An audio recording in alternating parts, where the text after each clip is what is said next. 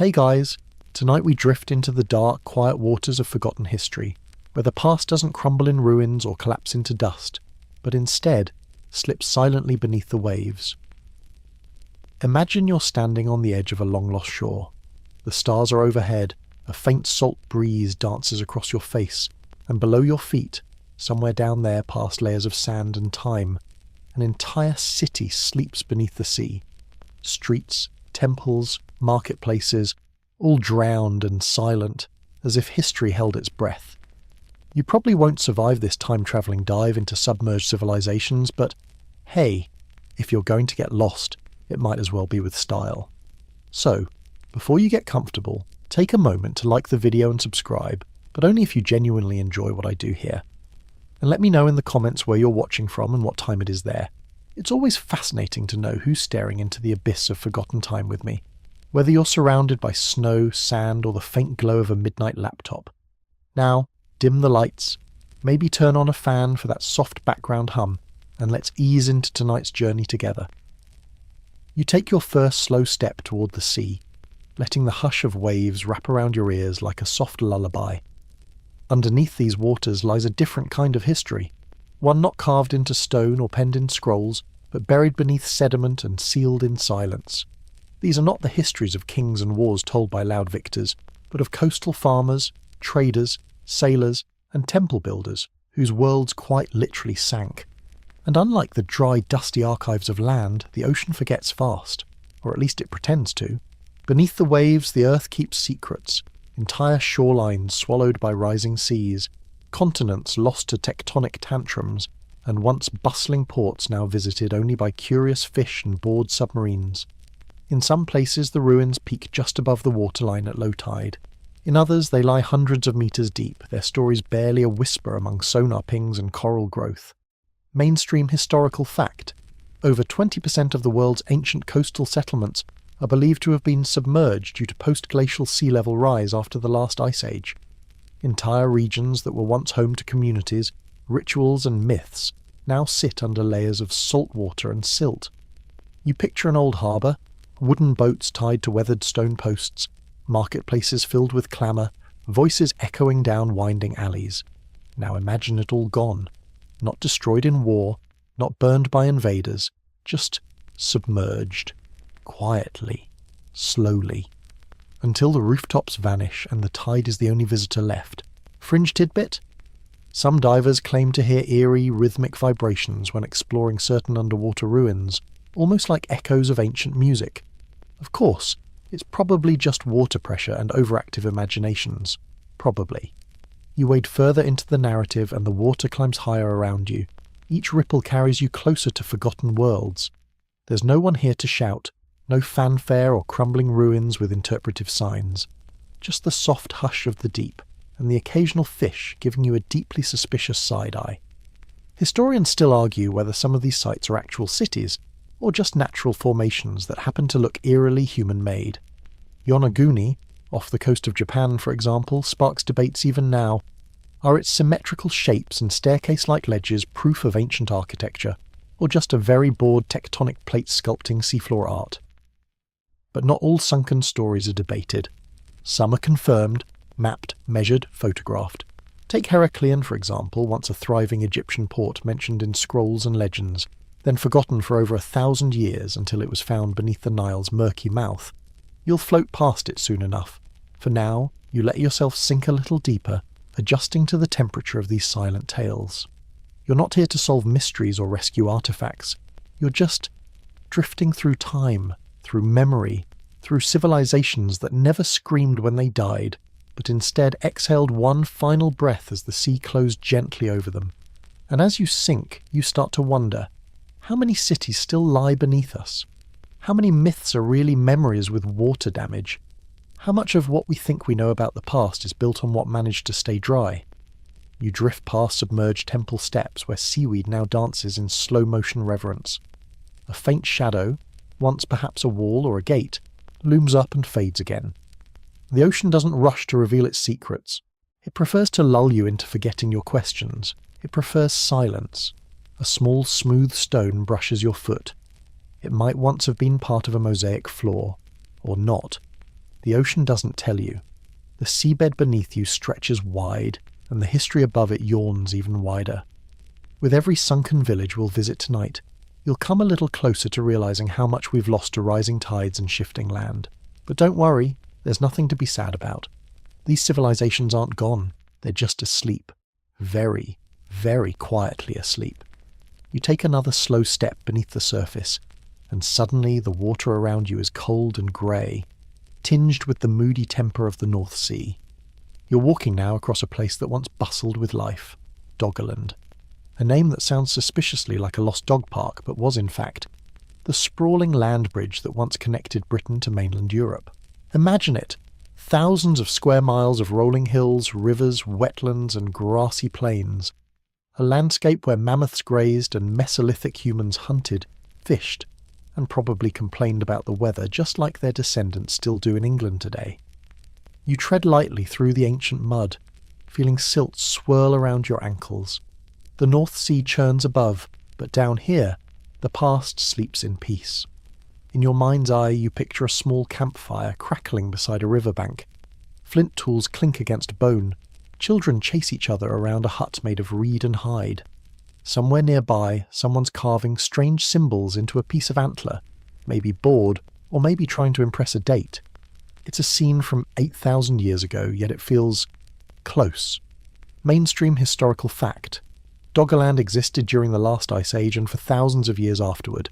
As glaciers melted and sea levels rose, this ancient land was slowly flooded, eventually disappearing beneath the waves around 6,200 BCE. For Mesolithic humans, the flooding wasn't instant.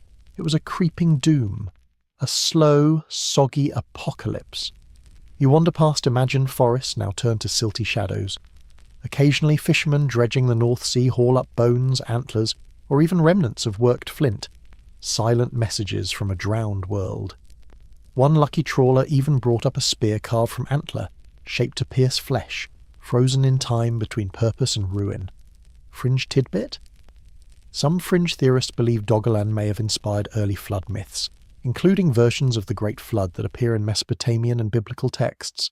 Sure, it's speculative, but imagine the emotional impact of watching your homeland shrink day by day, season by season, until there's nowhere left to stand.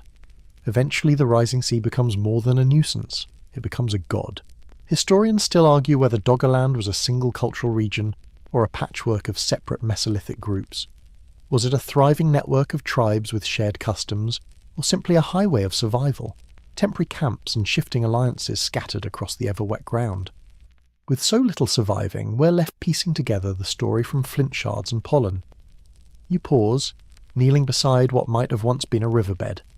There's no sound now but the faint echo of imagined wind. You tilt your head, half expecting to hear laughter or the thud of feet chasing deer. Instead, you get bubbles. You sigh. It's always bubbles. Walking across Doggerland feels surreal. You know it's not just folklore. It's not Atlantis or some myth cooked up by a creative priest. This was real land with real people, and now it's gone. Submerged not in catastrophe, but in patience. The sea doesn't rush. It waits. Always has. Somewhere beneath the seabed you imagine a hearthstone still resting where it fell. Maybe some crude necklace of shell and bone lies untouched, its maker's name long forgotten. You picture hands threading cord, carving lines, building things that mattered, and you feel the twinge of a strange melancholy, as if those hands still echo in your own. You stumble slightly. Silt is tricky like that, and catch yourself near a patch of darker mud. Ancient peat, maybe. A trace of one of Doggerland's forests, preserved under the weight of time and brine. Once tall trees stood here, their branches home to birds and their roots damp with spring water. Now, just mulch. Deep, quiet mulch. A fish swims lazily past, giving you the same look a local might if you were trespassing across their garden in socks. But you're not trespassing, you're remembering. The flooding of Doggerland wasn't just the end of a landscape, it was the slow unravelling of a way of life. Hunters and gatherers had to move uphill, inland, adapting to a world that was literally shrinking beneath their feet. The ground that had fed and sheltered them for generations now betrayed them. Not in rage, but in silence. Still, not everything was washed away. You've already passed ghost rivers, silted channels, ancient estuaries buried beneath centuries of seabed. With modern sonar, we can glimpse them, like the lines of a forgotten map. And every year the ocean gives back a little more, another jawbone, another spear, another reminder. You picture a Mesolithic child standing at the edge of the floodwaters, staring at the horizon as the water creeps ever closer. Their world, their home, vanishing wave by wave. What stories did they tell? Did they believe the sea was angry? Or did they simply adapt, moving inland with aching feet and new songs? As you take one final look across this drowned plain, you realise something simple yet profound. We walk on history. We sail over memory. Every wave above Doggerland is a ripple in human time, a breath of lives lost to the deep, and the sea keeps rising. Now the water grows warmer, tinged with the sunlit hues of the Mediterranean. The current softens, and for a moment you feel like you're floating in a dream, except beneath you, resting just off the Egyptian coast, is the quiet ghost of a city swallowed by silt and tide, Heracleion. Or, if you're feeling fancy and want to impress the underwater archaeologists at parties, Thonis Heracleion.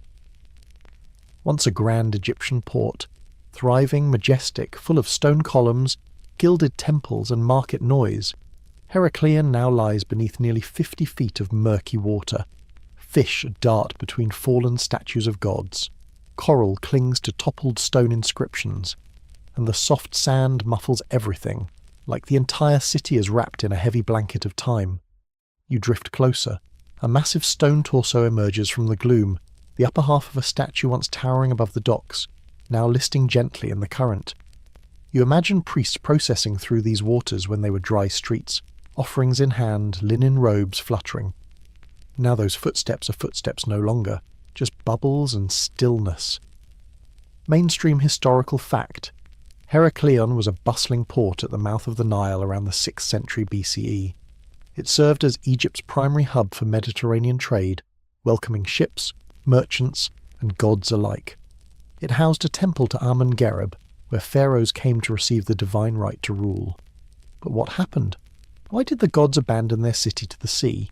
Historians still argue whether Heracleion's submersion was the result of a sudden cataclysm, a violent earthquake and tidal wave, or a slow, soggy descent caused by unstable sediment and rising waters. Some even suspect it was both. A double whammy of bad luck and bad engineering. Quirky tidbit. Among the thousands of items recovered from the site was a remarkably well-preserved bottle of ancient perfume. Imagine being a diver surrounded by stone colossi and suddenly pulling up a tiny bottle that still smells faintly of jasmine and spice. Someone's last-minute predate spritz, frozen in time. You brush your fingers along the edge of a sunken stone causeway. It once connected massive ceremonial temples. Today, it's the playground of sea urchins and overly confident crabs. Still, the grandeur lingers. Even underwater, Heracleion feels important, like a place that refuses to be forgotten. A massive stele rises from the sand, covered in hieroglyphs that remain startlingly crisp. You can't read them, but you don't need to. You know they once told laws, decrees, or perhaps the story of a god's favour. Now they speak only to the fish. You let yourself hover over what might have been a marketplace. Imagine the clamour. Merchants shouting prices, baskets filled with garlic and dates, incense curling up into the hot air. Now there's just seaweed and sand, settling gently on what might have once been a merchant's stall. There's a strange peace in Heracleion's ruins, not eerie, just quiet, a kind of timeless patience. This city didn't vanish in panic. There's no sense of flight or fire, just stillness, as if one day the sea rolled in and the people simply left, or stayed and waited. You pause at the base of a toppled obelisk, broken neatly in half. The crack is sharp, surgical. Time is a surprisingly efficient sculptor. Nearby, a golden statue of the goddess Isis was found. Not large, just enough to be personal, maybe once placed in a private home. It's reminders like this that get to you. Not the massive temples, but the little things. The perfume bottles, the jewellery, a tiny spoon carved from ivory. These are what make the city feel real. You glance up toward the surface and imagine the skyline that once rose above these waters. Heracleion would have gleamed in the sun, with flags fluttering from ships and towers. Now only the sun remains, filtering through the water like sleepy fingers reaching down to touch what once was. And this wasn't just any port. For a time, Heracleion was the port. Before Alexandria stole the spotlight, Heracleion was where Greek merchants first set foot in Egypt, where cultures mingled, where taxes were collected with a smirk, where priests whispered secrets about divine lineages. You swim slowly past a cluster of statues, one pharaoh, one queen, one god. All three shoulder to shoulder, now tilted like old gravestones. They were recovered together, standing tall in their underwater exile. Some believe they were part of a grand gateway into the city. Others think they stood watch over a sacred ritual plaza. Whatever their original place, they seem content now just watching the sea. Historians still debate how long Heracleion had been sinking before it finally disappeared. Was it already half drowned when Cleopatra was born? Did people still live here when Caesar's ships docked further west? The city appears in texts and then vanishes, like a magician's trick, except the only audience left is barnacles. Even its rediscovery feels like a story. For centuries, Heracleion was a legend, a half-remembered place, vaguely referenced in inscriptions and dismissed by some as pure myth. Then, in the early 2000s, underwater archaeologists found it, intact, monumental, like a whispered rumour that turned out to be true. You float backward, letting the current push you gently past another temple base. You imagine the priesthood, robed in white, offering prayers to gods whose names are now silted over. Was it Poseidon's jealousy that dragged the city down? Or just the Nile doing what rivers do, change course, change fate? Heracleion didn't scream as it sank, it just let go. And now, it rests beneath the sea, offering up its secrets one artifact at a time, to anyone patient enough to look.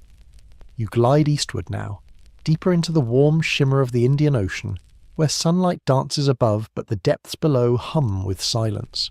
It's here, off the coast of modern-day India, that another whisper from history lies waiting, Dwaraka, the city of myth, of marvel, of muddled memory. You feel it before you see it, like something brushing the edge of your thoughts, a presence beneath the tide. In Hindu tradition, Dwaraka was the legendary city ruled by Krishna himself. Yes, that Krishna, god of compassion, mischief and the occasional epic war. The scriptures describe a city so grand it glittered with gold, floated above sea level, and bustled with palaces, gardens and chariots moving faster than they had any right to. Naturally, the sea grew jealous, or perhaps the gods got bored. Either way, the legend ends the same. The city sank. Mainstream historical fact. Off the coast of Gujarat, near the modern town also called Dwaraka, marine archaeologists have discovered submerged structures, walls, stone platforms and stepped features that suggest a city did once exist here, and it went under sometime after 1500 BCE. But here's the kicker. Historians still argue whether the underwater ruins belong to the mythical Dwaraka or to some lesser-known port swallowed by erosion and earthquakes. The link to Krishna's celestial city is tantalizing, but unproven. A classic case of history doing the world's slowest wink. You drift closer to one of the submerged platforms. It's covered in coral now, but you can trace the outlines, squares, stairways, perhaps the base of a tower. Was this the foundation of a palace, a temple, or maybe just the town square where people sold lentils and gossiped about the royal court's latest scandals? Nearby, divers have discovered anchors, some stone, some iron, evidence of ancient maritime trade. Quirky tidbit. One anchor was shaped so oddly it sparked online rumours of an ancient alien steering wheel. Turns out it was probably just a cleverly weighted mooring stone. Sorry, aliens. The sea here is gentle but unknowable. You drift past submerged steps descending into the sand. Were these ceremonial? Did they once lead into a sacred pool where devotees bathed before prayer? Or were they just a fancy feature outside someone's beach villa? You picture Krishna walking these steps, shining, graceful, divine, before vanishing into the tide. Myth says he left the city when his time among mortals ended, and not long after, Dwaraka vanished beneath the sea, as if the city itself had been waiting for him to leave before letting go. There's something poetic about that, even if it isn't entirely historically airtight. The idea that a god's departure could unravel stone and structure, pulling an entire city into the depths. It's the kind of tale you want to believe. And yet, even without divine drama, the science still holds intrigue. The region is tectonically active. Subduction zones grind away in silence, shaping coastlines over centuries. Erosion eats away at everything humans build. Sea levels rise, even when no one's watching. You begin to understand how a city, any city, might one day just vanish. You pass over what looks like a corridor, or perhaps a channel. The stones are worn smooth, the corners softened by centuries of salt and current. But the layout feels deliberate. Not just rubble, this was planned. Someone stood here, thousands of years ago, thinking, let's build something that lasts. And yet, here it is, buried under sea and sand. Historians still debate whether the ruins date to Krishna's era, if there even was such a historical era, or if they belong to later centuries of urban settlement. The Mahabharata, that epic saga of divine wars and lost kingdoms, blends myth with memory so freely it's hard to tell where one ends and the other begins. But myth doesn't need permission to survive. Dwaraka endures not just because of archaeology, but because it lives in the imagination of millions. Pilgrims still visit the modern city of Dwaraka. They pray, they sing, they tell stories. And underwater, the old stones wait quietly, saying nothing, as always. You find yourself staring into a small hollow in one of the platforms, just big enough for a flame. Was this a shrine? Did someone kneel here, whispering prayers before lighting a tiny sacred fire? You'll never know. That's the gift, and the curse, of submerged cities. They show just enough to stir your curiosity, but never enough to satisfy it. A fish flickers past you, its scales catching light like molten coins. It disappears into a gap between the stones, a passage that could once have been a doorway. You're half tempted to follow just to see where it leads, but it's all sealed now. Time has locked it away. You let yourself float upward, one last glance at the ruins below. Whether this was the Dwaraka of gods and legends or just another coastal settlement lost to nature, it matters little in the moment. The silence here is heavy with memory, and in that silence you sense the echo of chariots, of prayers, of seashell trumpets blown in honour of divine kings. Dwaraka might be gone, but the sea remembers, and now, so do you. The water cools as you drift west again, brushing past coral reefs and silent ridges, until you feel the Atlantic wrapping around you like a dark silk cloak. You're farther from land now, suspended in the open ocean, where myths grow large enough to swallow truth whole. Somewhere beneath you, deep, deep below, is the most famous lost city of all time, Atlantis. You sigh a little, maybe even roll your eyes, but let's admit it, Atlantis has that gravitational pull. The name alone conjures domes and canals, gleaming towers, and civilization on the brink of utopia. And then, just as suddenly, poof, gone, swallowed whole, like a magician's finale, with the smoke left lingering over the sea. Mainstream historical fact. Atlantis first appears in Plato's dialogues, specifically Timaeus and Critias, written around 360 BCE. He describes a technologically advanced civilization, rich and powerful, located beyond the Pillars of Heracleion, what we now call the Strait of Gibraltar. According to Plato, they became greedy, lost divine favour, and in a single day and night of misfortune were swallowed by the sea. Here's the thing, though. Historians still argue whether Plato meant it literally. Was Atlantis a real place, or an allegory for hubris and the collapse of empire? Some think he was referencing an older Egyptian tale. Others believe he made it up entirely as political commentary on Athens. And yet, the ocean doesn't care. It hides things. It always has. You drift deeper now, imagining domed roofs covered in gold, roads paved with orichalcum, a metal so mythical that even spellcheck gives up. Schools of fish flicker past you like lost citizens, swimming over where canals might once have flowed. Somewhere in the mind's eye, Atlantis gleams with impossible beauty. Quirky tidbit? One fringe researcher once claimed Atlantis was located beneath Antarctica. Another pointed to the Bahamas. Someone even swore it was under the Sahara Desert. Because, when you lose a whole city, might as well check everywhere. You pass over a volcanic ridge on the seafloor. Some scientists argue that real sunken lands, like the submerged plateau of the Azores, might have inspired the Atlantis legend. The Azores lie roughly in the area Plato described, and seismic activity there could, in theory, have led to some landmasses being swallowed by tectonic shifts or tsunamis. But others scoff. The Azores weren't big enough, they say. No evidence of advanced civilization. Just more rocks, more lava, more cold water. Still, that hasn't stopped thousands of divers, researchers, and, let's be honest, YouTubers from seeking out proof. You imagine someone in ancient Greece hearing stories of an island empire beyond the known world, rich with strange metals, ruled by god-kissed kings. They wouldn't have asked for a footnote or a citation, they just believed, because the sea hides stories, and stories are often more real than facts. You drift downward again. No ruins here, no statues or marketplaces, just silt and volcanic basalt. But even this emptiness feels theatrical, like the sea deliberately wiped the slate clean. You half expect to stumble on a glowing trident or a crystal obelisk.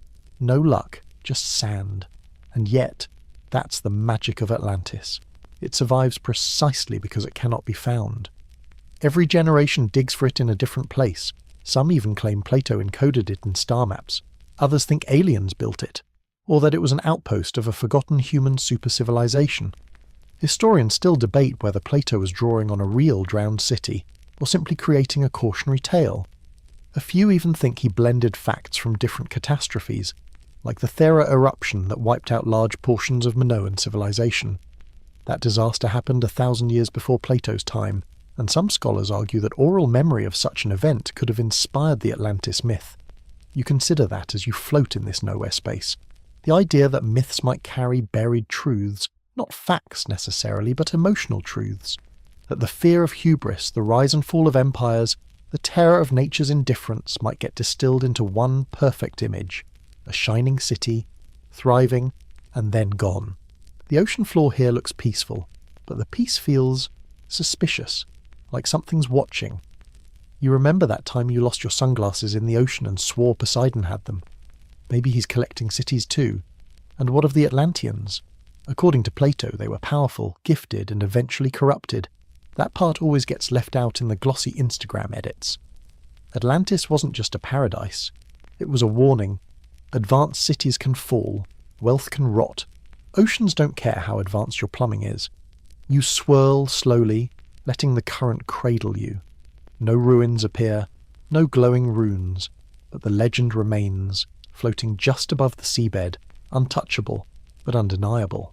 Atlantis endures, not because we found it, but because we keep looking. And that's the soft irony. The more we search for it, the more it becomes real, not as a place, but as an idea, a memory of something we might have lost, or never had to begin with. You drift upward, back toward the glimmer of the surface, and behind you the ocean closes its jaws again, silent, mysterious, as if to say, nice try. You let the last ripple of Atlantis fade behind you, drifting eastward once again as the sea darkens into deeper hues. Beneath your feet the Mediterranean Sea stretches wide, calm on the surface, but far below, hidden among silt and time, lies another silence. A ghost town swallowed by centuries, buried beneath the waves just off the coast of Egypt. Heracleion. You don't spot it at first. The water's a little murky here, tinged with the Nile's eternal dust. But as you sink slowly, shapes begin to emerge. Not vague ones. Real, cut stone geometry.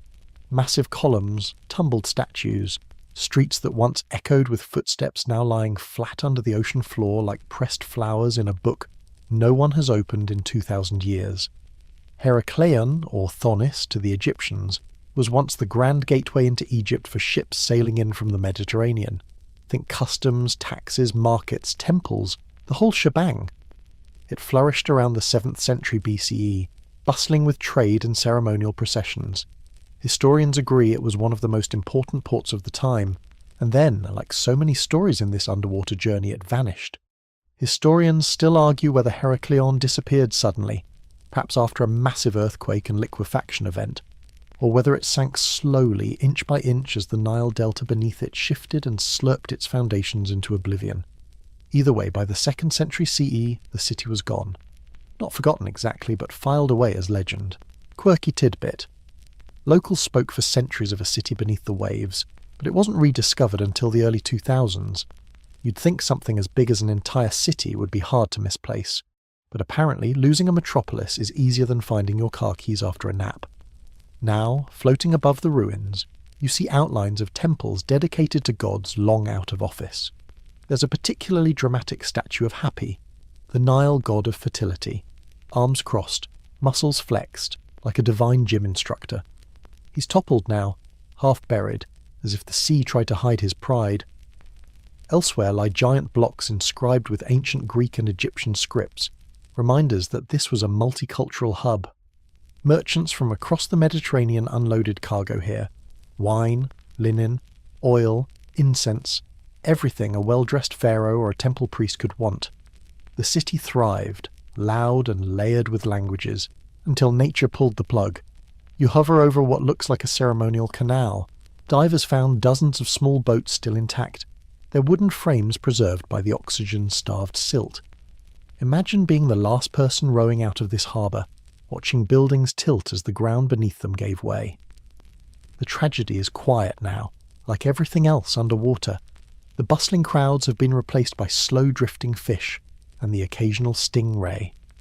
But if you listen hard enough, maybe you hear the echo of sandals on stone, priests chanting prayers to Osiris, a merchant arguing over spice prices, or a child laughing as she runs along the harbour wall.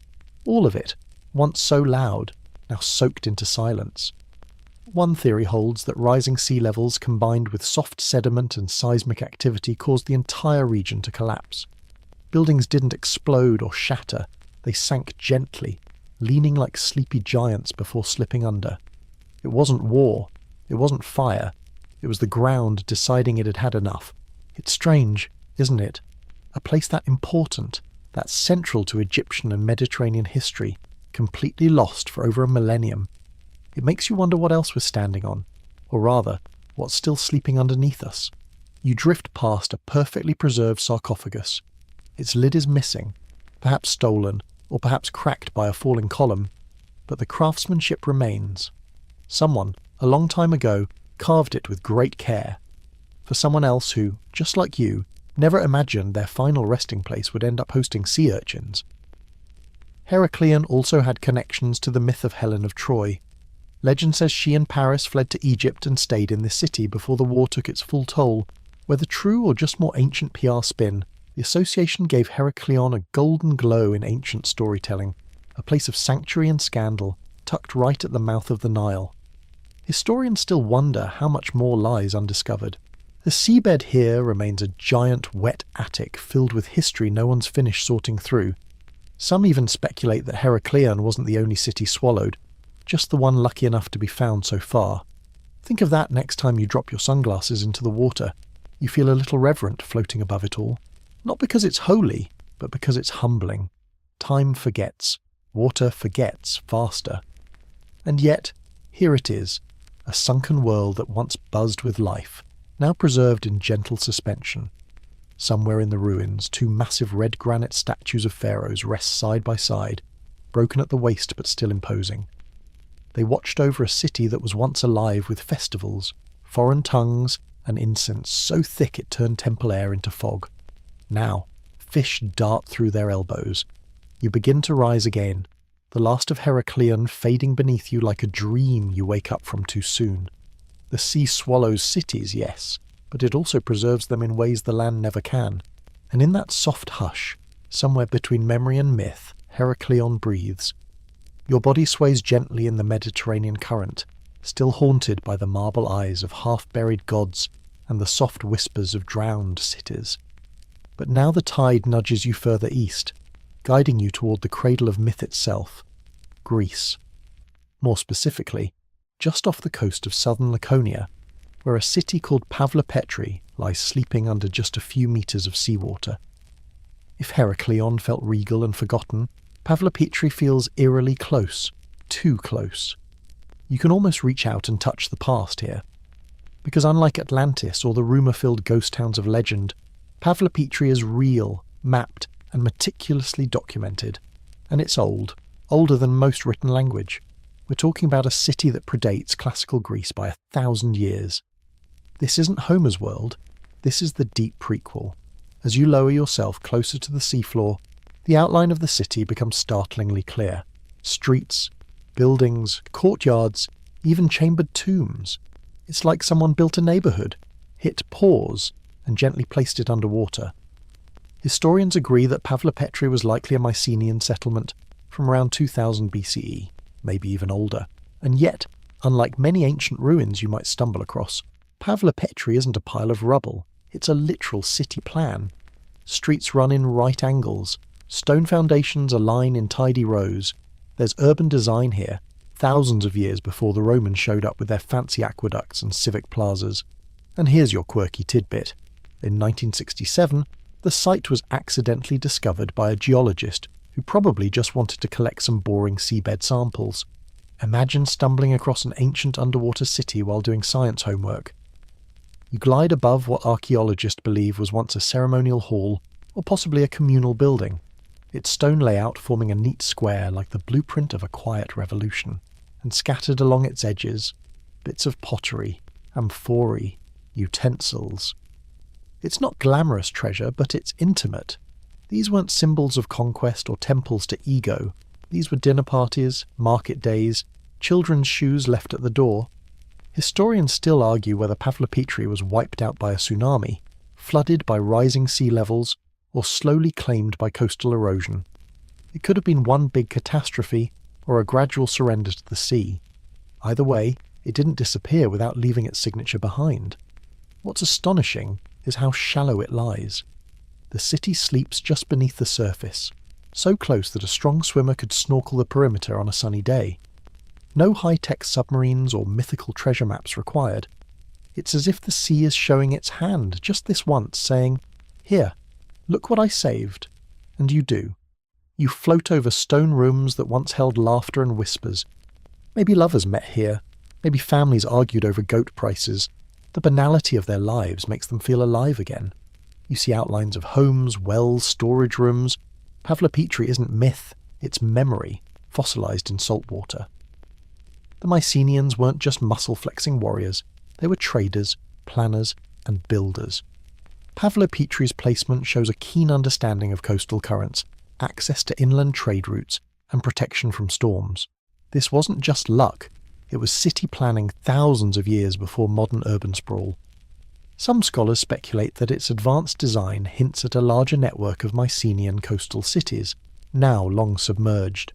If Pavlopetri survived this well under only a few feet of sea, what else might lie beneath the Mediterranean's shallow shelf? You circle back over a graveyard, their burial chambers still holding their shape, even if their inhabitants long ago returned to the sea. There's something achingly respectful about how this city rests, not shattered, not swallowed in violence. Just tucked away, preserved under the weight of time and tide, and still no grand collapse here. No legends of gods casting it down in anger. Just slow water, persistent waves, and a coastline that wouldn't stay still. The sea isn't cruel, it's just forgetful. And in that forgetfulness, Pavlopetri endured, quietly becoming one of the oldest submerged cities ever found. You imagine a time-lapse of centuries, tides rising, sand drifting, structures softening, until the whole city slips just beneath the rippling surface, hidden yet unbroken. And for thousands of years no one noticed. Boats passed overhead, fish darted between walls, and all the while this little Mycenaean secret waited. That's the thing about these underwater cities. They don't announce themselves, they don't scream for discovery, they just exist, patiently, as if trusting someone would eventually come along with enough curiosity and a good pair of goggles. And now you're here, suspended above its ancient roads, watching time rest gently over every stone. There's no fanfare, no drama, just silence, depth, and the occasional jellyfish photobombing your view. You rise slowly, letting the city fade beneath you like a childhood memory that's realer than you remember. Pavlopetri is proof that not all lost cities need to be found through myth or imagination. Some are right there, just beneath the waves, waiting to be remembered, not reinvented. The water around you warms slightly as you drift southward, the Mediterranean fading into deeper blues. Below, the ocean darkens, concealing secrets older than stories.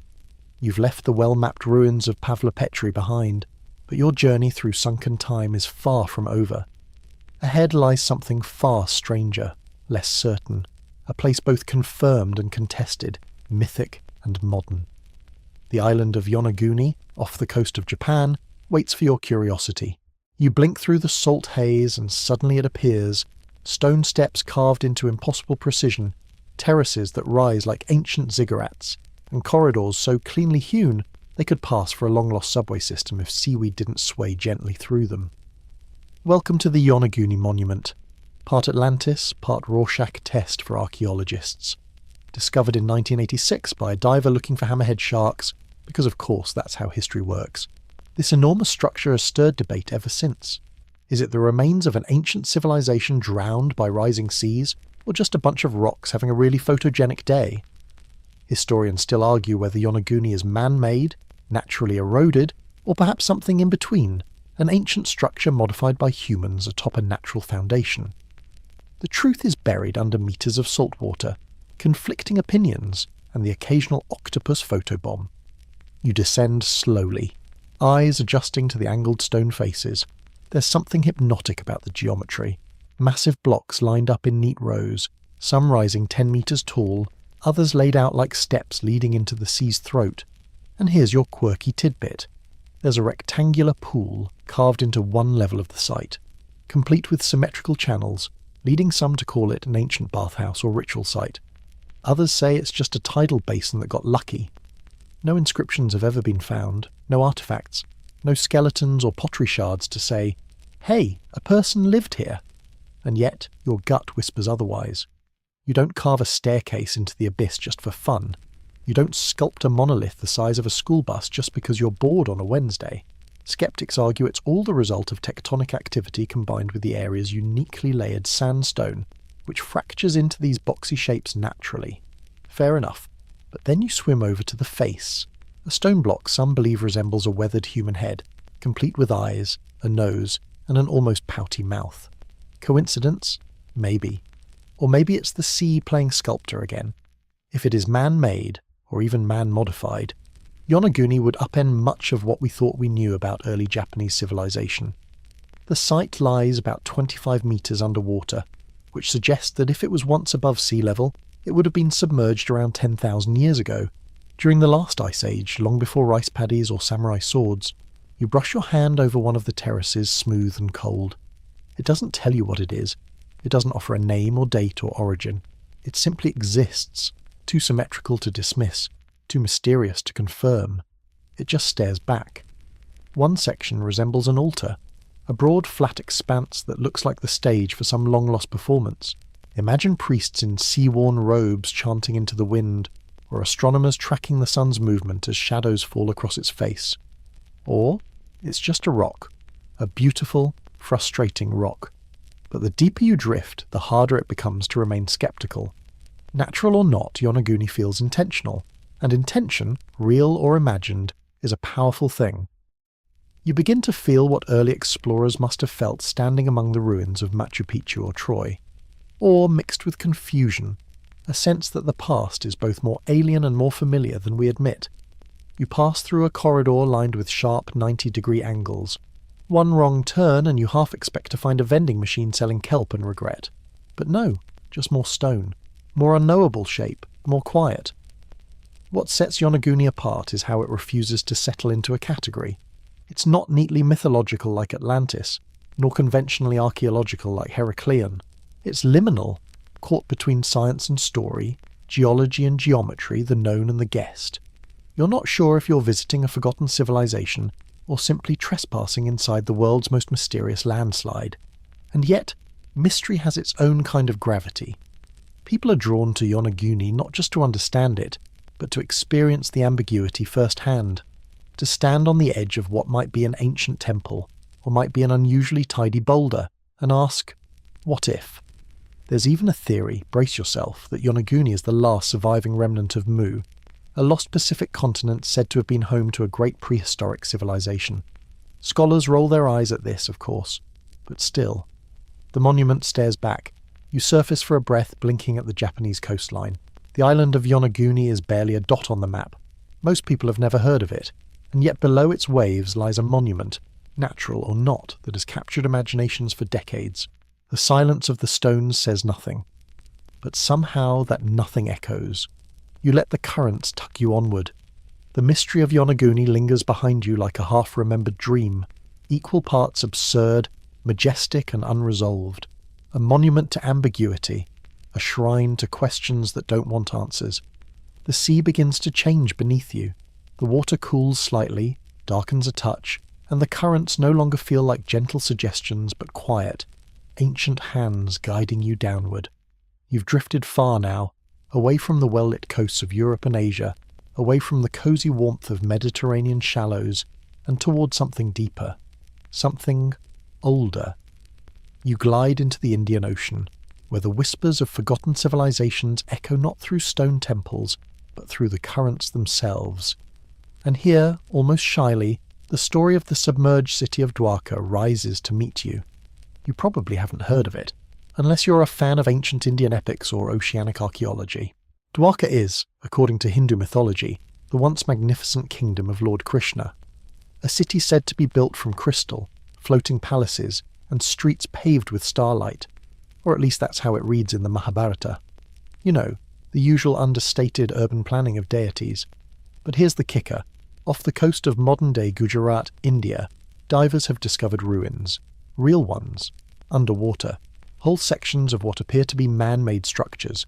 Grids of streets, rectangular formations, and what some believe are remnants of walls and harbour infrastructure, buried beneath silt and sea. Historians still argue whether these ruins truly belong to ancient Dwaraka, or if they're simply older coastal settlements that got a little too cosy with the tides. Some suggest the underwater ruins date back as far as 9,000 years, an age that, if true, predates the Indus Valley civilization by thousands of years and would rewrite entire chapters of human history. No big deal. You dive deeper and hover over an area that looks like a collapsed seawall, stone blocks tumbled together, shaped too cleanly to be chance. A coral has claimed one corner like a squatter, and a crab scuttles indignantly across what might have once been someone's front step. You can almost hear ancient feet walking these same paths, long before the sea swallowed them whole. And here's your quirky tidbit. Early surveys of the site reportedly picked up what could be pottery fragments and evidence of advanced drainage systems. Yep, sewage engineering from a civilization thousands of years ago. Humanity, always obsessed with where to put the bathroom. Above you, the Indian coastline stretches out, a place still filled with temples, chants, and festivals that echo stories of Krishna's kingdom. In the tales, Dwaraka wasn't just any city. It was built by divine architects, a celestial New York skyline where gods held conference calls. But as the legend goes, Krishna eventually left the mortal world, and the sea rose in mourning, reclaiming his city in one tragic tidal swoop. Now you float above its possible grave, and the silence feels devotional.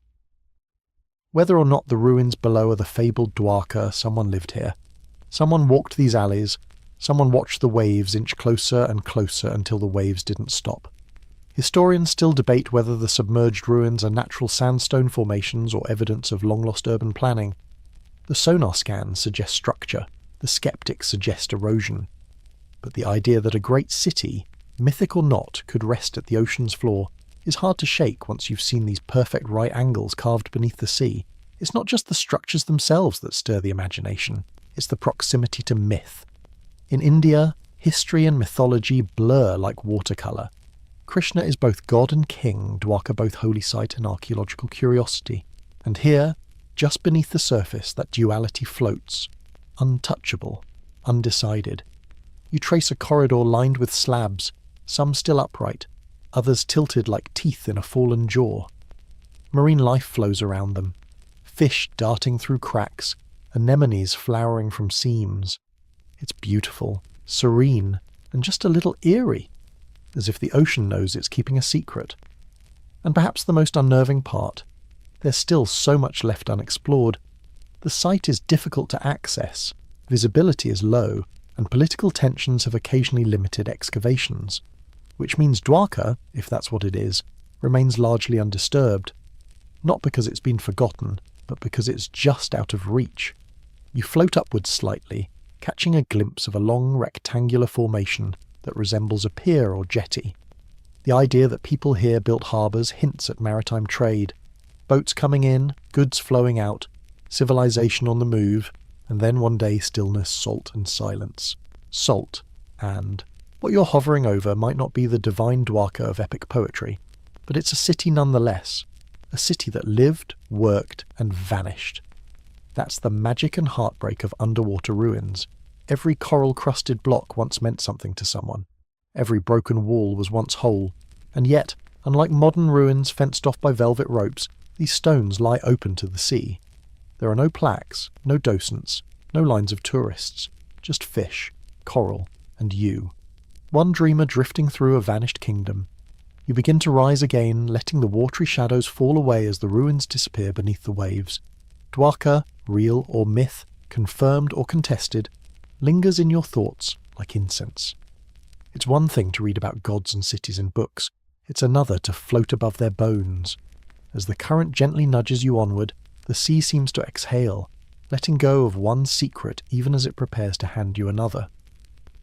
Dwaraka sleeps again beneath its silken shroud of silt and tide. And you? You drift on, still chasing whispers. The water turns darker now, not because the sun is fading, but because you're plunging into deeper, quieter territory. Fewer fish, less coral, more shadows. The ocean seems to hush itself, as though you're entering a sacred space. And in a way you are. You're drifting over the ancient and half-imagined ruins of Bimini Road, one of the most famously mysterious underwater structures in the Atlantic Ocean, nestled near the Bahamas. If you've ever heard whispers of Atlantis washing up on modern shores, this is probably the place they were talking about. Bimini Road is a long, neat row of stone blocks submerged in shallow waters just off North Bimini Island. The slabs, each about the size of a backyard trampoline, lie in a curving line that stretches hundreds of feet across the ocean floor. And they're strangely regular, uncomfortably so, too square, too level, too suspicious. You hover above them, squinting through the water. It's hard not to see a causeway, or maybe a giant boardwalk built by people who are either extremely advanced or extremely bored with normal-sized stones. These limestone blocks are stacked, arranged, and in some cases even seem fitted together like puzzle pieces. You're not imagining it. They don't look like something the sea would arrange on its own. But then again, the sea's been known to play pranks. Historians still argue whether Bimini Road is a naturally occurring beach rock formation shaped by wave action, or the eroded remnants of an ancient civilization that built something. A wall, a breakwater, a ceremonial promenade for ocean gods, casual weekend projects. And here comes your fringe tidbit. In 1968, just a year after Bimini Road was discovered, a psychic's prophecy added fuel to the mystery. Yep, Edgar Cayce, known as the Sleeping Prophet, once predicted that remnants of Atlantis would rise near Bimini in, you guessed it, 1968 or 1969. The alignment was too perfect for conspiracy theorists to resist. Atlantis fever officially re-entered the chat. You glide along the length of the road. It's strangely satisfying, like walking barefoot across stepping stones if the stepping stones were underwater and also maybe magical. Some of the blocks sit atop others, forming odd ledges. Others have perfect right angles, like they were quarried yesterday and forgotten in the surf. And yet, no tools, no pottery, no inscriptions. Just the stones and their stubborn silence. Some researchers claim that the blocks align with other formations nearby, forming a larger structure when mapped by sonar. Maybe part of a harbour. Maybe the base of a building long since worn away by waves and time. Others insist it's simply geology having a geometrically pleasing day. You're allowed to believe either. That's the charm of Bimini. It's like a choose-your-own-adventure story, but wetter. You dip lower, touching the surface of one of the stones. It's rough, slightly warm from the sun filtering through shallow waves. Fish dart past you, and in the distance a stingray glides like a ghost, unconcerned with human speculation. What makes Bimini so persistent in the public imagination isn't just its shape or location, it's the promise. The feeling that we might be on the edge of something, that we could be brushing up against a civilization too old for memory, too proud for time, too clever to leave behind anything but rocks. And then there's the Atlantis connection. Oh yes, Atlantis, the city that refused to stay buried. Plato wrote of it in his dialogues. A proud empire swallowed by the sea in a single night of catastrophe. Most scholars roll their eyes at the idea that Atlantis was ever real. They say it was allegory, metaphor, a a philosophical tale of hubris. But still, there's something about ruins under the sea that makes you want to believe.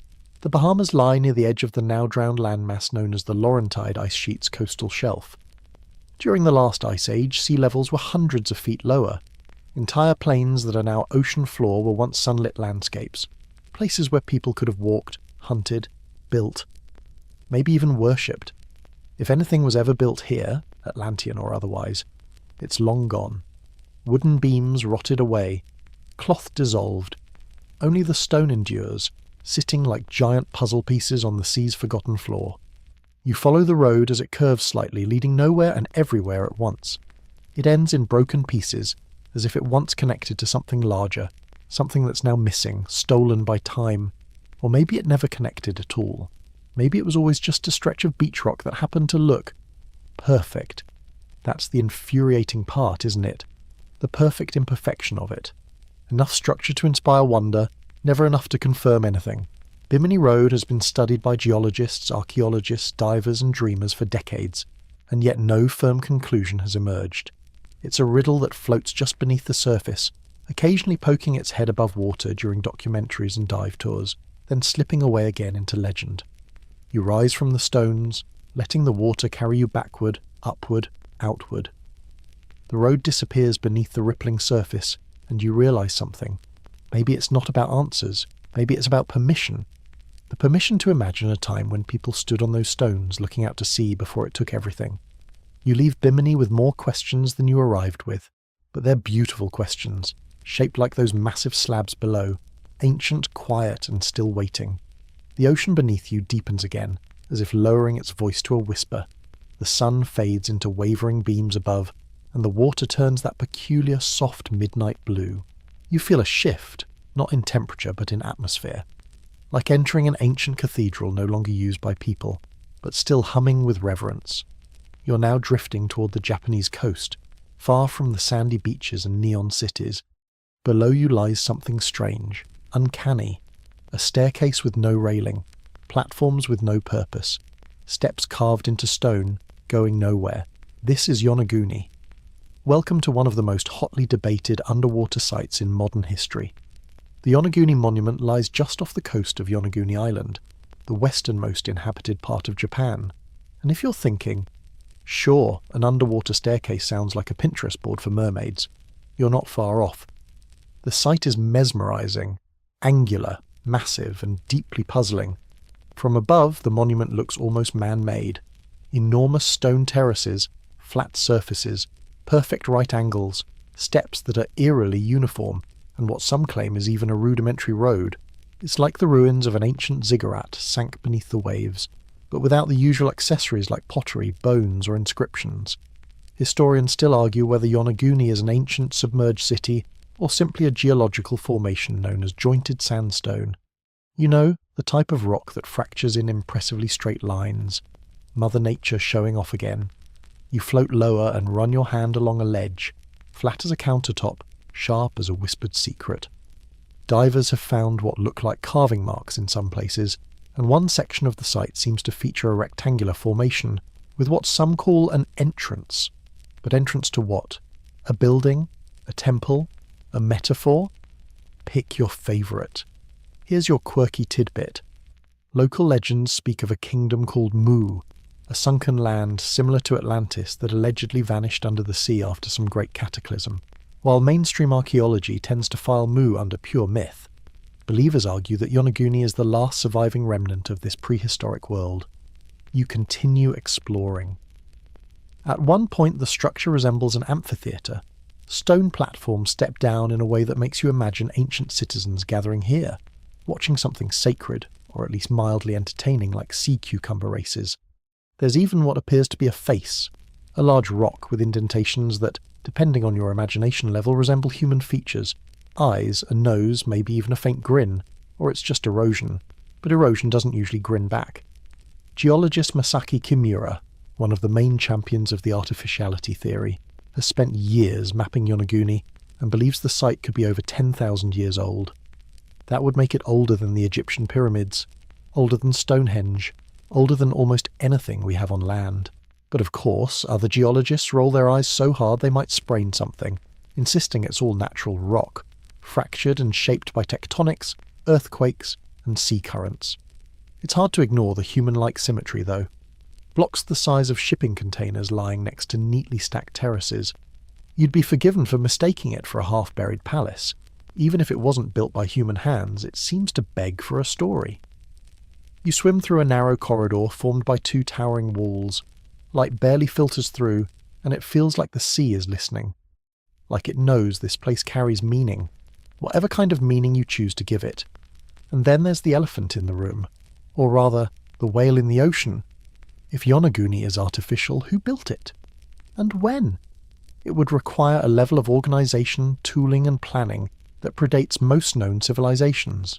It would suggest that sophisticated human cultures existed at a time when we were supposedly still banging rocks together and inventing sandals. That's the magic of Yonaguni. It refuses to fit neatly into any box. If it's natural, it's stunningly sculptural. If it's artificial, it changes the story of humanity. Either way, it wins. You loop around the site once more. Fish weave in and out of cracks, and seaweed waves lazily in the current. Time here doesn't move in minutes, it floats. Centuries drift like jellyfish. And here's the twist. No one's finished exploring Yonaguni.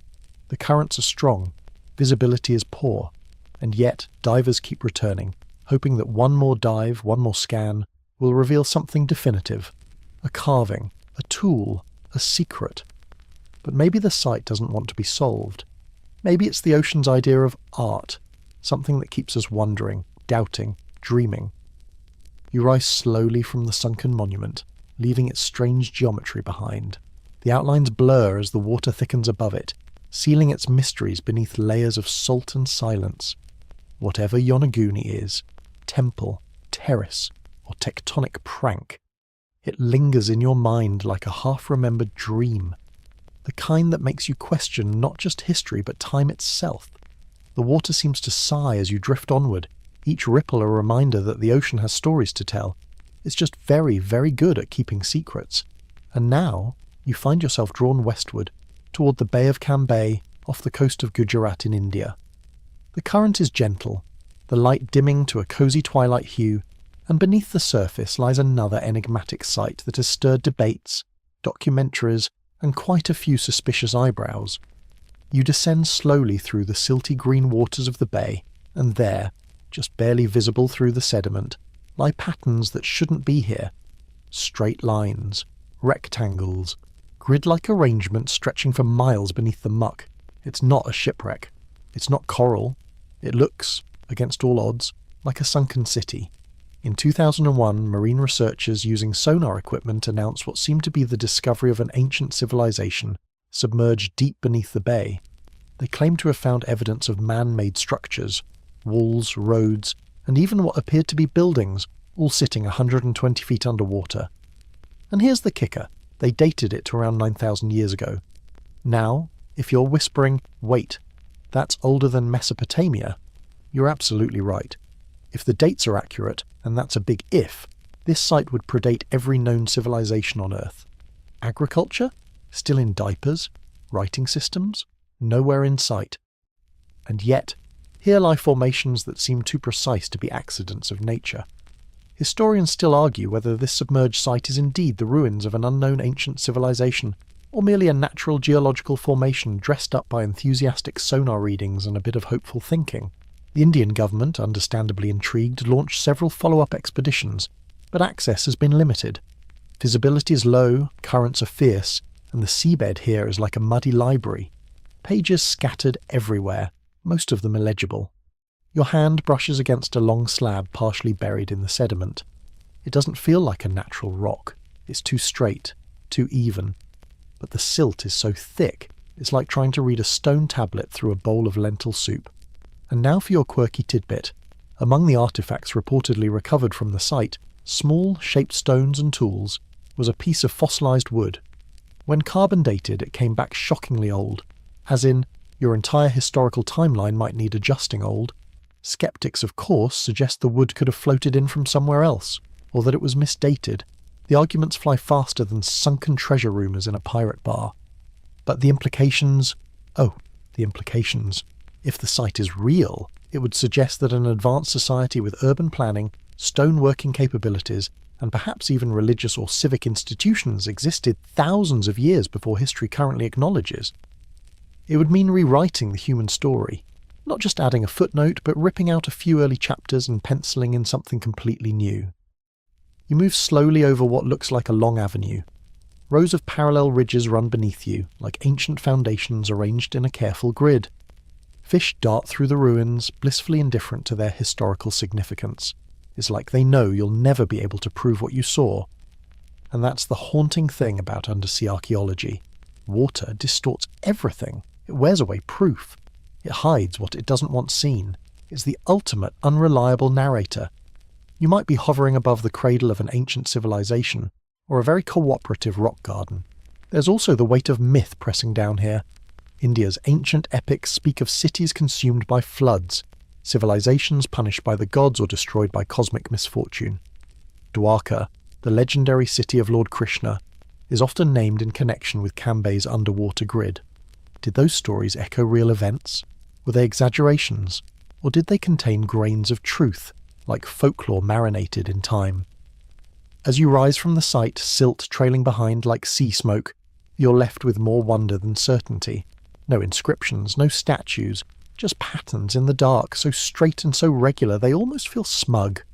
You want to believe they mean something, but here's the thing about sunken cities.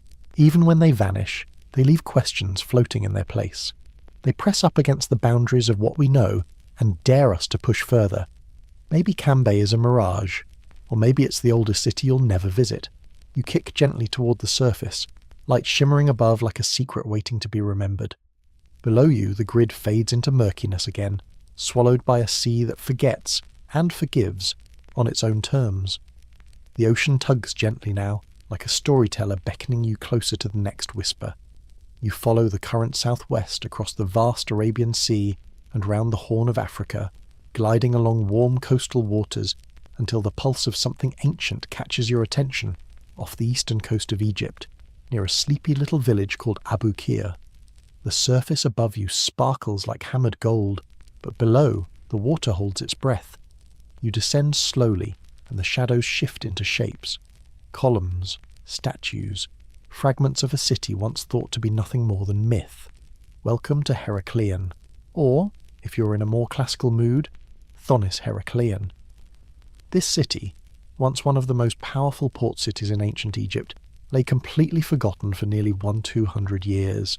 That is, until a team of underwater archaeologists led by French explorer Frank Godiot stumbled upon it in 2000 while looking for Napoleonic warships.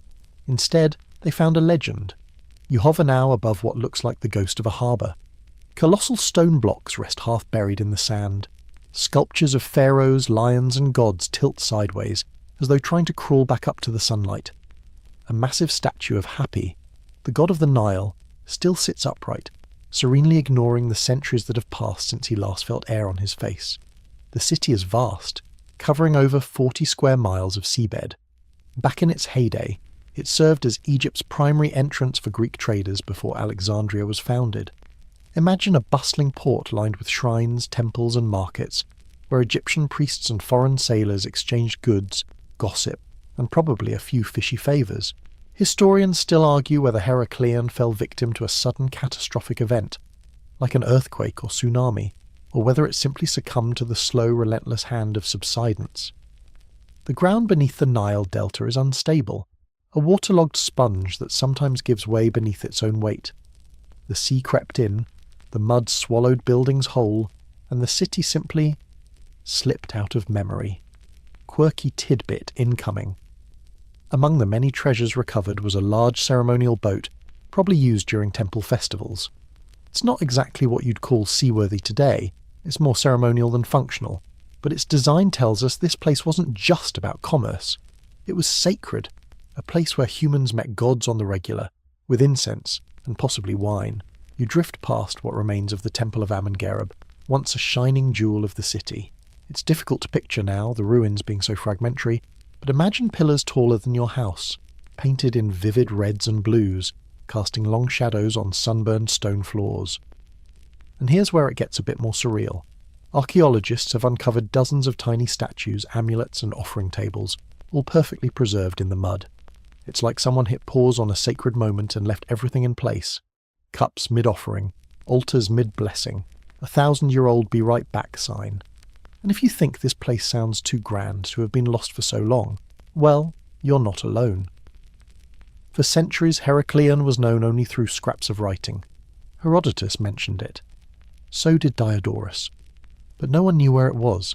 Scholars had long assumed it had been swallowed by the sea, possibly confused with another port entirely. Turns out it was just really, really good at hiding. As you glide over the buried ruins, you can still see the roads and canals etched faintly into the seabed, like scars. Boats once drifted here, traders shouted, children ran, priests carried statues of gods down to the river's edge, where divine ceremonies took place under the hot Egyptian sun. All of it now muffled by the gentle hush of sand and water. You touch a carved stone, perhaps once part of a gate. It's covered in hieroglyphs, surprisingly intact. The symbols still speak, if only you could read them. But even without translation, the message is clear. This place mattered, and that's the haunting charm of Heracleion. It wasn't just a city, it was a point of contact between worlds, Egyptian and Greek, human and divine, earth and water, and now it's a memory whispered through seaweed and coral. You rise slowly, the pillars and statues shrinking beneath you like distant dreams. The water warms, the light grows, but something stays with you, a flicker of life still glowing among the ruins. Maybe it's not gone, just sleeping. The water still hums with memory as you drift onward, the current curling softly beneath you like silk drawn across your skin. You're pulled west now, past the shores of Alexandria, past Malta's rocky ridges, and into the blue heart of the Mediterranean. The surface rolls calmly above you, but you know better by now. This quiet hides something. Down you go, beneath the coastal waves of southern Greece toward the Peloponnesian Peninsula. As you descend near the modern village of Pavlopetri, the familiar patterns appear again, lines that run too straight, angles too precise, and shapes too deliberate to be random. You've found another one. Welcome to Pavlopetri, quite possibly the oldest submerged city in the world. And unlike some others you've visited tonight, this one isn't debated in whispers or locked in myth. It's real, it's mapped, and it's just lying here, quietly sprawled beneath 10 feet of water, like a memory the sea forgot to bury properly. Pavlopetri dates back to around 2800 BCE, making it a Bronze Age marvel. That's before the rise of classical Greece, before the Iliad, before even the idea of city-states. And yet here it is. Streets, buildings, courtyards, and even what seems to be a kind of plumbing. Not bad for a town that's older than the pyramids. You drift over what was once a main road, wide enough for carts, flanked by rectangular homes with distinct rooms. Bedrooms, kitchens, maybe even storage areas. Imagine losing your favourite amphorae every time the tide came in. The layout is astonishingly modern, organised, intentional. You can almost hear kids shouting, dogs barking, someone yelling because they stepped in a freshly pressed olive cake. And here's your quirky detail for the night. This place was first discovered by accident in 1967, when an oceanographer noticed odd stone patterns while swimming. In true casual Greek fashion, he flagged it with the kind of, "Oh hey, we might have a 5,000-year-old city here," tone you might use to report a stray cat in your backyard. Historians still argue whether Pavlopetri was a permanent settlement, or perhaps more seasonal, maybe even a trading hub for surrounding island communities. What's clear is that the people who lived here weren't primitive wanderers. They were planners, builders, merchants. They had architecture, infrastructure, neighbours to politely ignore. You coast slowly into what looks like a small plaza, with the remnants of a central well in the middle. The stone lip is intact. You could lean over and drop a bucket if you wanted, though what you'd pull up now is mostly fish and curiosity. Around it, dwellings cluster together like guests at a dinner party, each with rooms laid out logically, sleeping quarters on one side, open spaces for communal living on the other. There's something deeply human about it all.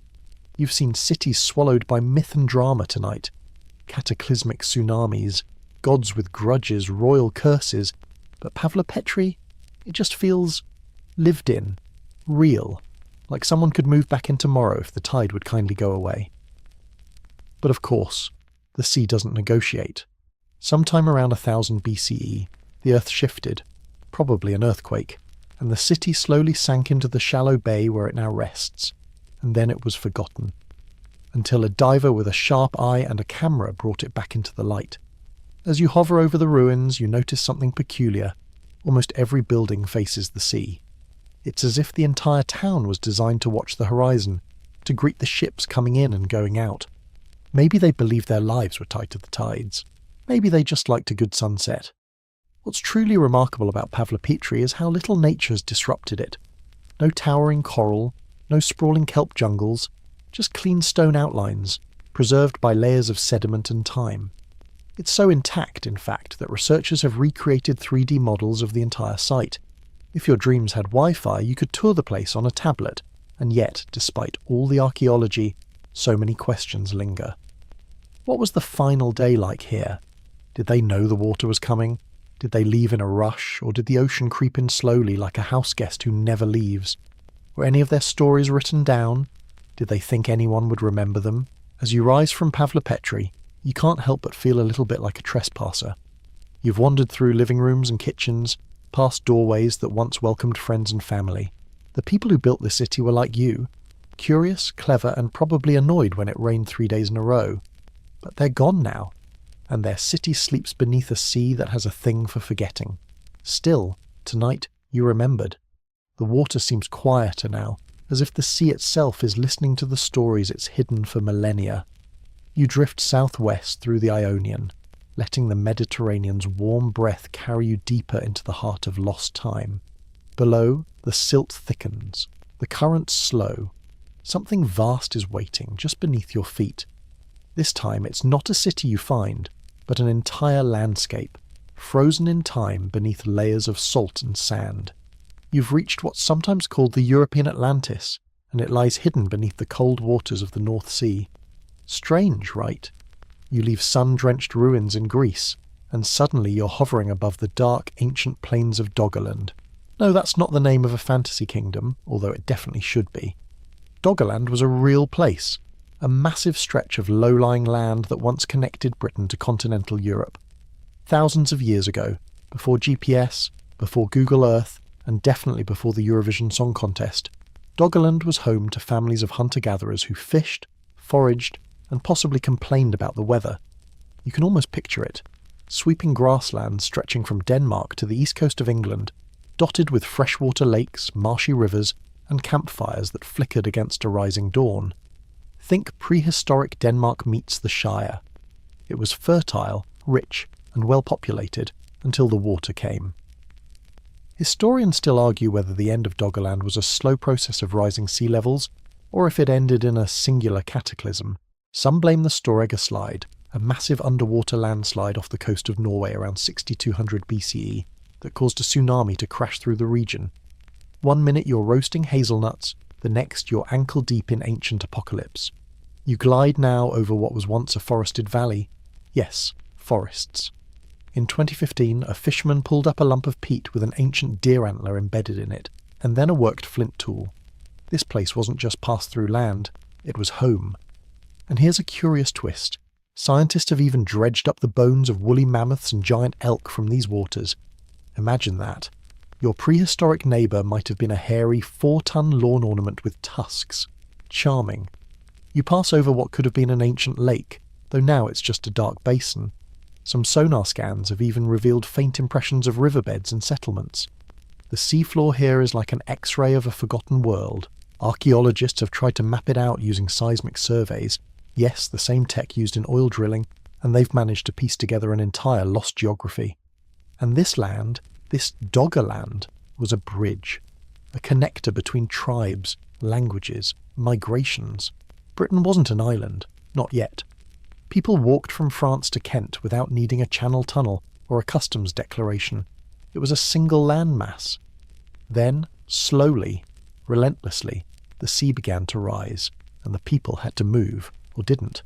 We don't know for sure. Historians still argue whether the inhabitants understood what was happening. Did they notice the tides creeping higher each year? Did the marshes grow too wet, the rivers too wide? Or did it all come crashing down in a matter of hours, a wall of water sweeping away homes, animals, and entire family lines. It's hard to say. The North Sea guards its secrets beneath cold, silty darkness, but every so often storms stir up fragments, bones, tools, weapons, that wash ashore like whispers from a drowned world. And if you're wondering whether this place could ever rise again, sorry, not likely. Doggerland is gone for good, its memory carved only into maps and models and a few scattered bones. But its story lingers, not as a myth, but as a geological truth. It reminds us that land is never permanent, and that home is more fragile than we like to believe. You float upward, carried by the chill, imagining what it must have been like to stand on that grassland, watching the sea steal another foot of earth. Maybe they thought the gods were angry. Maybe they thought nothing at all, just watched and moved. Or maybe, like us, they hoped the water would stop rising. You drift west now, the cold of the North Sea still clinging to your bones, as if Doggerland doesn't want to let go. But the current is pulling you towards something warmer, stranger, and deeper still. You follow it down past the tip of India, toward a stretch of ocean whispered about in old legends and whispered even more quietly in academic conferences. It's the submerged city off the coast of Gujarat, known by some as the ruins of Dwaraka.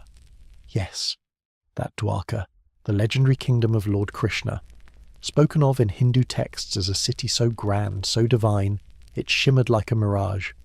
But tonight, it's not myth you chase. It's sonar signals, satellite images, and a scattering of stone beneath the Arabian Sea. Off the modern coast of Dwaraka, near the Gulf of Kambat, divers and researchers have found submerged structures, regular, rectangular blocks, straight lines, and platforms too symmetrical to be natural. You swim closer. The sand parts revealing a stretch of geometric stones that look suspiciously like an ancient foundation. You hover above it, watching the seaweed sway gently through what could have been a ceremonial corridor. And here's the historical kicker. Carbon dating of material found at the site puts some of the artifacts at over 9,000 years old. That's older than the pyramids, older than Mesopotamia, older than the idea of writing things down in a journal instead of yelling them at your neighbour. But historians still argue whether this is truly a city. Some believe it's a natural formation, just rocks playing tricks on desperate eyes. Others insist the alignment is too precise, the artifacts too deliberate. There's pottery, stone tools, fossilised bones, all dredged from the sea floor. Even fringe researchers have jumped in, claiming this might be the oldest known human settlement, submerged by a catastrophic flood that echoes the story of Noah, of Gilgamesh, of every culture's apocalyptic downpour. The connection to Krishna's Dwaraka is murky. According to the Mahabharata, Krishna's city was built in a day by divine architects, a city of palaces, gardens, and fortresses surrounded by the sea. But after Krishna's death, the ocean swallowed it whole. Myth? Sure. But when myth and archaeology brush fingertips, things get interesting. You slide between the stones, tracing edges worn smooth by time. Some blocks appear stacked, suggesting walls or platforms. Others lie broken, scattered like a toppled game board. The silence is palpable, the kind of hush that makes you wonder if you're not alone down here, if something remembers. And here's a quirky detail for you. One expedition brought back what appeared to be a fossilised human tooth, embedded in sediment layers beneath what they believed was a man-made structure. A tooth. From someone who may have lived here before the last ice age even ended. Imagine brushing your teeth beside a temple that now lies 30 metres under the sea. Saltwater floss not included. Of course, controversy looms large over the site. Scientific documentation is sparse. Most underwater archaeology in the region is difficult, hampered by currents, turbidity, and, well, the fact that it's a chaotic soup of sediment down there. Even with side-scan sonar and sub-bottom profiling, drawing clear conclusions is like trying to read a novel written in smoke. Still, you linger. Because the stones are there, the tools are real, and the ocean is a lousy liar. Above you, the modern city of Dwaraka thrives. Pilgrims come by the thousands, seeking blessings at temples built in honour of a city they believe once ruled the waves. Below, in the dark waters, you float through what may have been its inspiration, or perhaps the real thing. And as you rise from the ruins, a strange feeling catches in your chest. Maybe it's not the depth, Maybe it's the thought that somewhere in the gap between myth and stone, there's a truth too big to be written down. A truth only the ocean knows. And she's not talking. Not tonight. You surface briefly, letting the stars drip across the sky above you like old constellations rearranged by time. The salt clings to your skin. Your ears are still humming with the silence of Dwaraka, but something is tugging at your thoughts now, pulling you farther west, past the Arabian Sea, past Africa's long, dreaming coastline, all the way to the edge of memory. You follow it toward the Caribbean. The water is warm here, warm and blue and almost too inviting. But beneath the waves, past the coral reefs and the rusting skeletons of forgotten shipwrecks, something stranger awaits. You're heading toward the Bahama banks. Not for a beach vacation, no pina coladas tonight, but to investigate the elusive whispers of the Bimini Road. Yes, the Bimini Road. That stretch of curious limestone blocks just off the coast of Bimini Island that has fueled legends, raised eyebrows, and inspired late-night YouTube dives since it was discovered in the 1960s. From above, the formation looks like a winding underwater pavement. Massive stones arranged in a vaguely linear path, like some ancient causeway leading straight into nowhere. You drift lower. The stones are smooth, some nearly rectangular, others oddly sloped. They rest beside each other in neatish rows as if placed there on purpose. Some researchers argue that the whole thing is natural, what's called a beach rock formation, where sediment cements over time into large slabs. Totally mundane. Nothing to see here, move along. But others? They see intention in the symmetry. They note the right angles, the fitted edges, and the presence of what might be keystone rocks, used to lock larger stones together, a technique found in ancient construction. Some even believe that this was once part of a harbour wall, a foundation, or, cue dramatic music, the road to Atlantis. Historians still argue whether the Bimini Road is natural, man-made, or something in between. Skeptics point to erosion patterns and the consistency of the rock. Believers counter with sonar scans showing buried layers and odd artifacts pulled from the nearby sand. Tools, shards, bones. Enough to keep the mystery bubbling just under the surface. You float above the formation now. The sea fans wave gently between the cracks. Schools of silvery fish dart in and out, oblivious to the controversy beneath their fins. The blocks stretch out beneath you like some long-forgotten blueprint, slowly sinking into obscurity. What's particularly fun is how this site got tangled up with none other than Edgar Cayce, the so-called sleeping prophet of the early 20th century. He famously predicted that parts of Atlantis would rise again in the late 1960s, right around the time divers accidentally stumbled upon the Bimini Formation. Coincidence? You decide. But let's just say the timing was suspiciously punctual for ancient prophecy.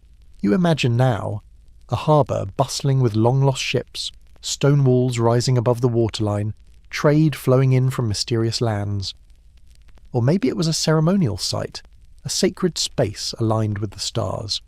Or maybe, just maybe, it was never a city at all, just a quirk of geology turned legend by human hope.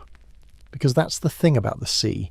It doesn't hand you blueprints. It gives you fragments, shapes, patterns, puzzles missing too many pieces. The rest, that's up to us. To dreamers, divers, and late-night listeners like you. You run your hand along one of the stones, slick with algae, cool against your palm. Is this a relic of an ancient civilization, or just a really organised pile of rocks? Either way, it's here, and it's been here far longer than you have. And as you glide back to the surface, you can't help but think, sometimes it doesn't really matter whether a mystery is solved. Sometimes the point isn't to decode the past, it's to feel it, to be haunted by it, to wonder. The road disappears into the blue behind you, and still, no destination in sight. The sea has more to show you yet, and this time you're not drifting through tropical warmth or Mediterranean myth, but plunging deep into the icy vastness between Greenland and Scandinavia, chasing one of the strangest rumours to ever surface from the depths. You're heading toward the Norwegian Sea. It's grey, restless and vast. Less postcard paradise and more, bring a thick coat and possibly a spare soul. Beneath these choppy waves lies a mystery not as polished as Atlantis, but just as eerie, the rumoured city of Lyonesse and the lost lands of the North Sea. Now, Lyonesse is usually associated with British myth. sometimes said to be King Arthur's lost western territory, swallowed by the sea in a single night. But you're a little farther north now, chasing echoes of ancient structures reported on sonar scans between Norway and the British Isles. The details? Murky, the theories? Wild. But something's down here. Maybe. Historians still argue whether the formations picked up on seafloor scans are ruins of lost settlements or simply fractured geology. Some sonar readings show patterns that look suspiciously like walls and foundations, too right-angled to be random, too consistent to ignore. The location. Right along the mid-Atlantic ridge's fringes, where tectonic activity could conceivably sink landmasses, or at least create wild stories about ones that sank long ago. You descend now into that cold, silent dark. The pressure hums against your skin like the weight of forgotten centuries. Through the dim gloom, you glimpse what looks like rows, stone ridges, basalt platforms, or the ghost of a building buried under sediment. There are no definitive structures here, not like in Yonaguni or Dwaraka, but the seafloor has cracks that align like corridors, trenches like city streets, and every now and then you pass a stone that looks just a little too carved, just a little too deliberate. And just like that, your imagination slips its tether. One fringe theory, brace yourself, suggests that Lyonesse, Atlantis, and even parts of Doggerland might have once belonged to a sprawling pre-Ice Age civilization that traded across submerged coastlines and built megaliths by the sea, only to be erased by a series of sea level surges after the last glacial melt. Think of it as a prehistoric version of losing your entire civilization to a leaky bathtub. The oddest part? You feel it. That tug. That almost familiar rhythm to the seabed. Like the ghosts of a people who used to call this place home are just waiting for someone to notice they were here. You hover a while longer. No proof. Just patterns. Just possibilities. Then comes something stranger. Stories from early 20th century fishermen who swore they saw stone towers on the seafloor while dragging their nets. Before sonar, before GPS, before we could double-check from Google Earth. Some said there were roads under the waves. Others said they caught pottery in their nets. Most of them were dismissed as superstitious or sun-touched. But maybe, just maybe, they saw something real. Or maybe saltwater dreams just hit differently. As you glide upward again, the sun is barely peeking over the water's edge. Everything is blue and silver and just a little unreal. The surface is calm now, but you know what sleeps below. And maybe that's enough, because the sea doesn't have to shout. Sometimes it only needs to whisper. You surface once again, but this time you don't travel centuries into the past. Instead, the tide shifts, and you're pulled gently towards something more familiar, today's world. You blink, and the blurry lines of myth and history begin to sharpen. The echoes of ancient drowned cities haven't gone silent. They've just started whispering in new ways. Because this part of the story, it's still unfolding. You're standing now, not swimming on solid ground. A bustling street, crowds, neon signs flickering through heavy air. But below your feet, the ground is sinking, literally. Because the next cities to vanish beneath the waves haven't vanished yet. Take Jakarta. Indonesia's capital is a chaotic blend of vibrant life, traffic jams, and, unfortunately, land subsidence. The city is sinking at such a dramatic rate that parts of it are dropping by over 10 centimetres a year. That's not slow erosion. That's your front porch becoming beachfront property by Tuesday. Historians still argue whether Jakarta's fate is sealed, or if modern engineering can pull off one of the great urban rescues of our time. They're already building a new capital elsewhere, just in case. Meanwhile, the city's old bones creak with waterlogged warnings, and it's not just Jakarta. Venice is the poster child for elegant drowning. You've probably seen the photos, gondolas gliding past flooded plazas, tourists standing knee-deep in lagoon water while still trying to eat overpriced gelato. But behind the romance is a brutal truth. The sea is rising, the city is sinking, and the flood barriers, well, they work. Until they don't. Every season is a gamble, every storm a possible goodbye. You wander now through ghost neighbourhoods in New Orleans, where water still stains the walls from Katrina, or the shrinking salt flats of Iran, the coastal erosion of Bangladesh, the island nations like Tuvalu and the Maldives where entire countries are planning evacuation strategies, buying land elsewhere, training diplomats in exile. The myth of Atlantis? For many, it isn't a myth anymore, it's a weather forecast. It's a policy report. It's someone's hometown already lost to the tide. One quirky fact that probably won't make it into your school textbooks. Some climate researchers jokingly refer to this as the Atlantis curve, the inevitable rise of oceans overtaking low-lying cities, forcing humanity to rethink everything from where we live to how we draw maps. Not exactly bedtime story material, but hey, we promised boring history. We never said it wouldn't bite back. And still, here you are. Watching modern people respond just like ancient ones did. Turning to rituals, building walls, telling stories to make sense of the chaos. The difference? Our stories come with bar graphs. But deep down, it's the same fear, the same awe, the same question. How do you hold back the ocean when it decides it wants something? And that's what ties it all together, isn't it? From Doggerland to Dwaraka to downtown Miami, the sea doesn't care how advanced you are. Civilizations rise, the tides rise higher, and eventually everyone ends up swimming. You take one last look at the skyline. It's beautiful, but a little crooked. The sidewalk's cracked. The tide is licking at the edge of the bay, and somewhere deep in your chest, you wonder if this will be remembered someday the way you remember Heracleion or Pavlopetri. Not as a real place, but as a sunken myth, a lost whisper. You step into the water. The water laps softly at your ankles now. Not rushing, not roaring, just rising, slow and inevitable, like a memory you didn't expect to surface. You're no longer in a specific place. Instead, you're floating somewhere between all the cities that once stood tall and now sleep silently beneath the sea. From the lush plains of Doggerland to the lotus-scented temples of Dwaraka, from Pavlopetri's sunken crossroads to the cloud-streaked horizon, over modern Jakarta, you carry them all with you. They've blurred into each other now, fused into one long continuous lullaby of submerged civilization. You drift further. Beneath you, the ocean floor stretches like a forgotten museum. Quiet corridors filled with coral-encrusted columns, broken amphorae, the curved shadows of stairways that lead nowhere.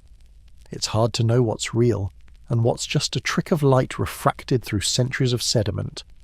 But that's the thing about underwater ruins. They don't shout. They don't argue. They wait. Somewhere down here, in that deep and pressurized hush, you feel the weight of time pressing on your chest. Not in a scary way. More like a heavy blanket you didn't realize you needed. You're not alone. You're surrounded by ghosts who no longer need names. People who built and worshipped and farmed and danced and disappeared.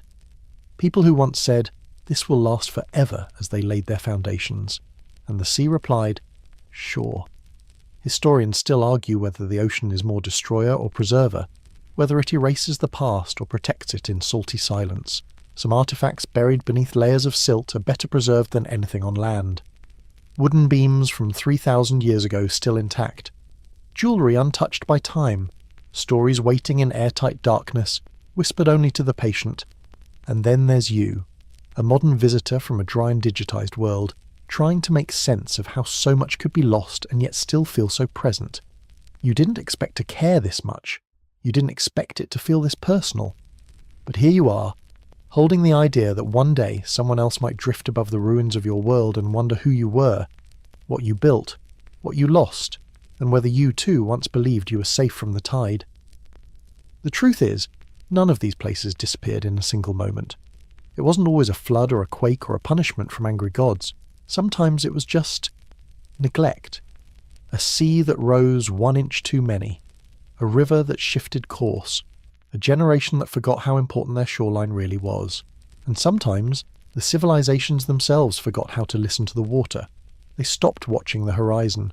They paved over the floodplains. They built towers of glass and steel and named them after progress. But the ocean remembers.